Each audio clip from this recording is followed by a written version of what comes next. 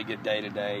You know, it was somewhat of an emotional day. You know, it's the last time that these seniors are going to practice as Sun Devil players on this field. They'll always be Sun Devils.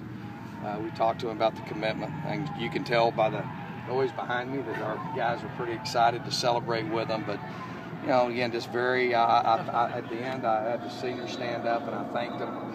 I thanked them on behalf of our coaching staff, the fans, the Sun Devil Nation, this university, for what they've done. And they've done far more off the field than I think that even we've accomplished on the field. Even though we fell short of our goal, we were awful close. But I'm very proud of these guys, and especially Brandon McGee and Cam Marshall. And, you know, that senior bunch.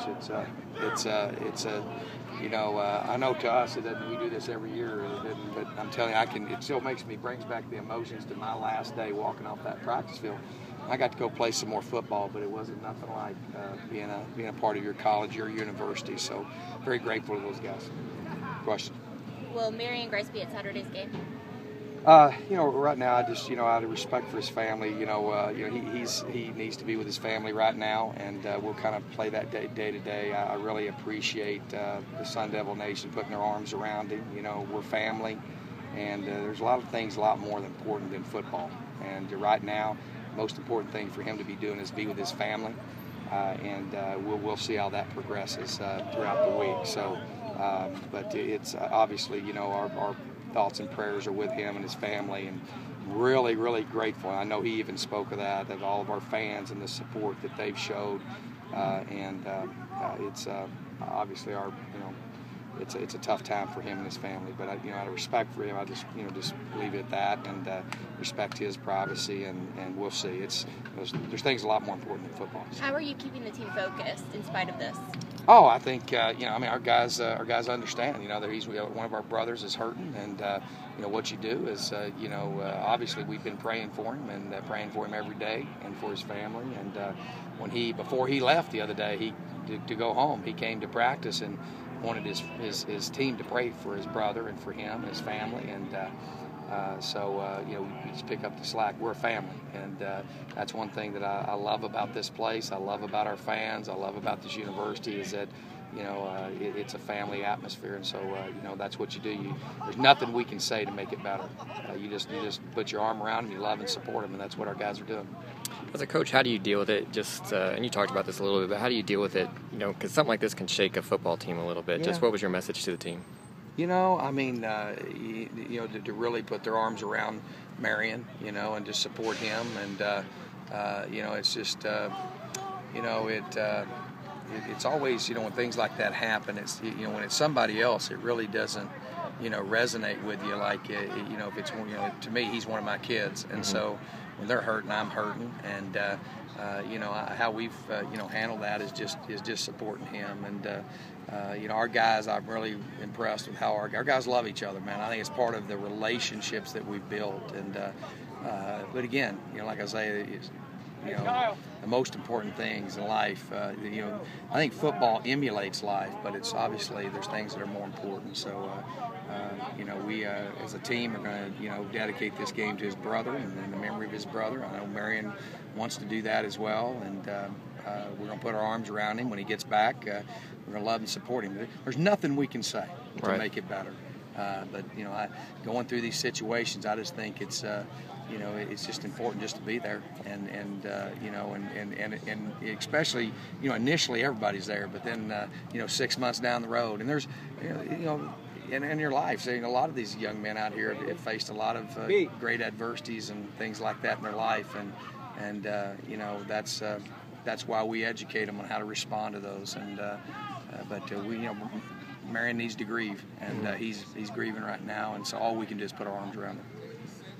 You talk about last few weeks preparing for Navy for the triple option. I mean, how advanced do you feel the preparation is at this point? I think our guys understand what we got to do, and do what we do. That's what we're going to do. We're not, you can't. We didn't put on a special defense or do anything special. We're going to attack. We're going to get after it and do the things that we do. And so do the things that we can execute. And the key is going to be taking care of the football on offense, and we got to get takeaways on defense. Field position is going to be huge as well. You know, both teams being on the same sideline deal's been a deal we've had to work a little bit on, but I think our guys are very well prepared. I think they understand what they're doing. That doesn't make it. I think we will have a lot of adjustment because the speed and the the ability from which they block, and they block differently. They do a lot of cut blocking. Our guys don't face that. So, but we've had time we've worked on that, but it's not been at the speed that they're going to do it. So there's going to be some adjustment, I think, in the first quarter, getting used to that. And but I feel good. I think our guys have had really good weeks of preparation. I think our guys are ready to go. Is this one defense you have to be even more disciplined with your gap assignments, with not trying to do somebody else's work, so to speak? You better be disciplined. I mean, that's the bottom line, is that you better take care of your responsibility. One person. It's a great equalizer of athletic ability. You know, people can look at it and say what you want to say. I mean, the bottom line is that that's why the triple option was invented.